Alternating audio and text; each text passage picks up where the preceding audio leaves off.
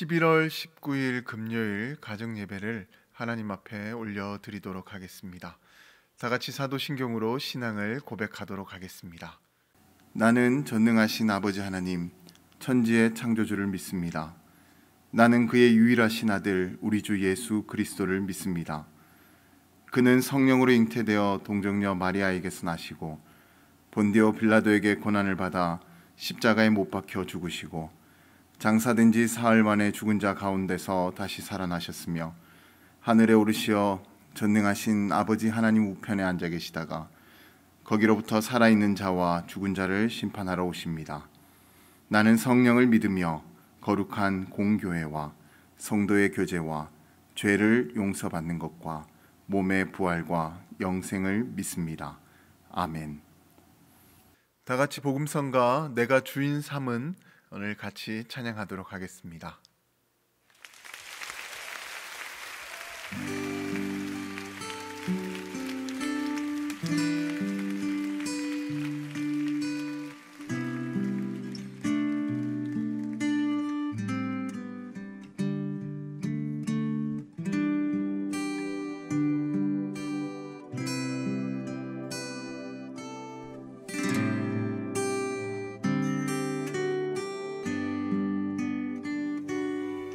내가 주인 삼은 모든 것 내려놓고 내 주 되신 주 앞에 나가 내가 사랑했던 모든 것 내려놓고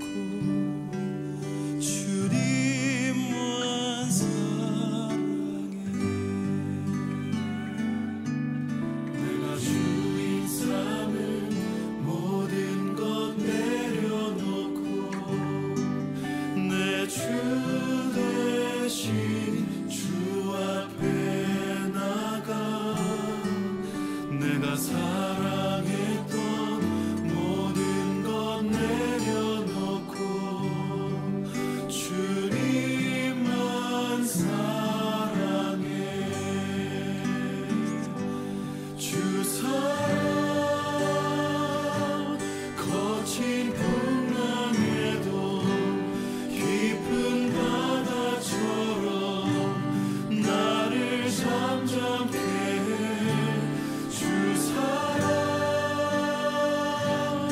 내 영혼의 반석 그 사랑 위에 서리.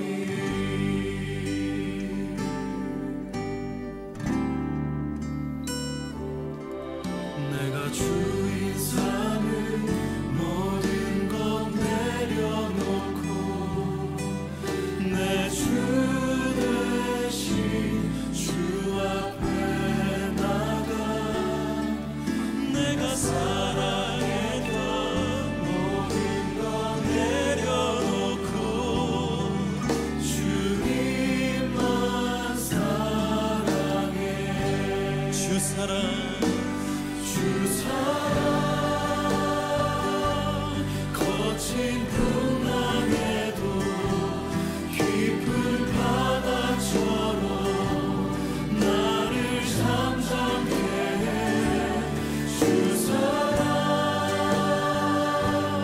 내 영혼의 반석 그 사랑 위에 서리. 내가 주인 삼은 모든 것 내려놓고 내 주 대신 주 앞에 나가 내가 사랑했던 모든 것 내려놓고 주님만 사랑해. 내가 주인 삼은 모든 것 내려놓고 내 주 대신 주 앞에 나가 내가 사랑했던 모든 것 내려놓고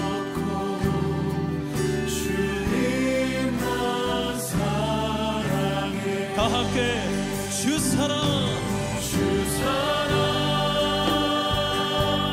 거친 풍랑에도 깊은 바다처럼 나를 잠잠케 해 주 사랑 내 영혼의 반석 그 사랑 위에 서리 주 사랑 거친 풍랑에도 깊은 바다처럼 나를 잠잠케 해 주 사랑 내 영혼의 반석 그 사랑 위에 서리 주 사랑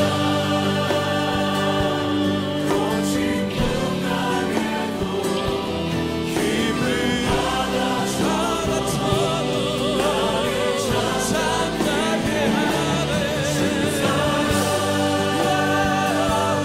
내 영혼의 반석 그 사랑 위에 서리 주 사랑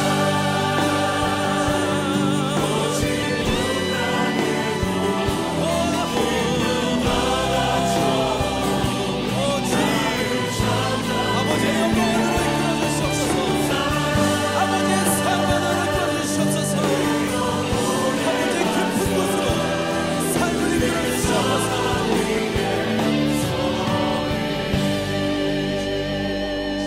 주 사랑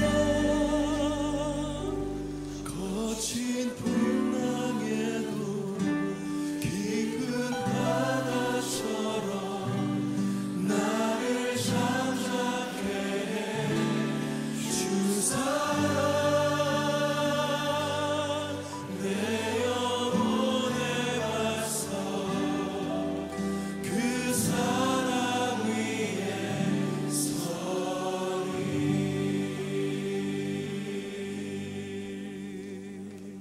오늘 우리 가정에게 허락하신 하나님의 말씀은 사사기 9장 1절에서부터 2절까지의 말씀입니다. 여룹바알의 아들 아비멜렉이 세겜에 가서 그의 어머니의 형제에게 이르러 그들과 그의 외조부의 집에 온 가족에게 말하여 이르되 청하노니 너희는 세겜의 모든 사람들의 귀에 말하라. 여룹바알의 아들 70명이 다 너희를 다스림과 한 사람이 너희를 다스림이 어느 것이 너희에게 나으냐. 또 나는 너희와 고륙임을 기억하라 하니 사람의 욕심은 브레이크가 없는 자동차와 같습니다. 왜냐하면 욕심을 한번 부리기 시작하면 멈출 수가 없기 때문입니다. 그래서 이 욕심의 결과는 그 끝을 보지 않더라도 우리는 선명하게 알 수가 있습니다. 욕심의 끝이 어떻게 되겠습니까? 빠르게 달리던 차가 사고가 나면 큰 피해를 입게 되는 것처럼 그 끝도 당연하게 비참한 결과로 이어지게 될 것입니다. 오늘 본문을 보게 되면 기드온의 아들이었던 아비멜렉이라는 사람이 등장을 합니다. 그런데 오늘 본문 1절의 말씀을 보게 되면 그는 여룹바알의 아들 아비멜렉이다라고 그렇게 나오는데 여룹바알은 기드온이 자신의 아버지 집에 있던 바알의 제단과 아세라 상을 무너뜨린 이후에 얻은 이름이었습니다. 그래서 여룹바알의 아들은 곧 기드온의 아들이라는 그런 뜻입니다. 하지만 그는 기드온의 정실 부인의 아들이 아니라 첩의 아들이었고 그에게는 형제가 무려 70명이나 있었습니다. 그렇게 그는 어렸을 때부터 컴플렉스가 참 많았을 것입니다. 그리고 그로 인해서 다른 형제들보다 큰 욕망과 욕심을 가지고 그렇게 자랐을 것입니다.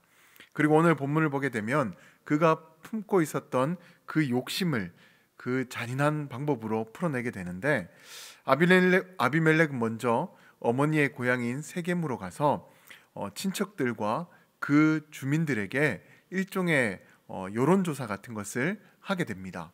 어떤 여론조사였냐면 기드온의 아들 70명이 왕이 되는 것이 낫겠느냐, 아니면 한 사람이 왕이 되는 것이 낫겠느냐라는 것이었습니다. 아무래도 70명이 왕으로 있으면서 백성들을 다스린다는 것은 훨씬 더 불안한 요소가 많은 것이지 않습니까? 그렇지 않습니까? 70명이 왕으로 있다는 것은 언젠가 누군가에 의해서 반란이 일어날 수 있다라는 그런 불안 요소가 되기 때문에 백성들의 입장에서는 한 사람이 다스리는 것이 훨씬 더 안정적으로 보였을 것입니다. 그리고 아비멜렉의 이 여론조사는 자신의 친척을 대상으로 한 것이기 때문에 그들의 입장에서는 아비멜렉이 왕이 되어준다면 더할 나위 없이 좋은 기회가 될 것으로 여겼습니다. 그래서 그들은 아비멜렉의 정치질에 선동이 되어서 그를 지지하게 되는데 이후 4절의 말씀을 보게 되면 그들은 바알 브릿이라는 우상의 신전에서 은화 70개를 끄집어내어서 그에게 주게 됩니다. 그러자 아비멜렉은 그 돈으로 방탕하고 경박한 사람들, 지금으로 치자면 불량배나 이 건달 같은 사람들을 고용해서 이 기드온의 70 형제들을 잡아오게 합니다. 그리고 너무나도 끔찍하게 70명의 형제들을 한 바위에 모아놓고는 한 명씩 쳐서 죽이게 됩니다. 욕심이 커지다 보니까 이렇게 잔인한 일까지 저지르게 되었던 것입니다. 하지만 그런 끔찍한 상황 가운데서도 기드온의 막내 아들이었던 요담이 간신히 살아남게 되었습니다. 그리고 이후 요담이 스스로 왕이 된 아비멜렉을 저주하게 되었고 그의 저주대로 아비멜렉은 자신을 지지하던 세력이었던 세겜 사람들의 반란으로 인해서 끔찍한 최후를 맞이하게 되었습니다. 이처럼 성경은 욕심의 끝은 분명 패망이고 사망이다 라고 그렇게 여러 가지 사건과 또 말씀으로 이야기하고 있습니다.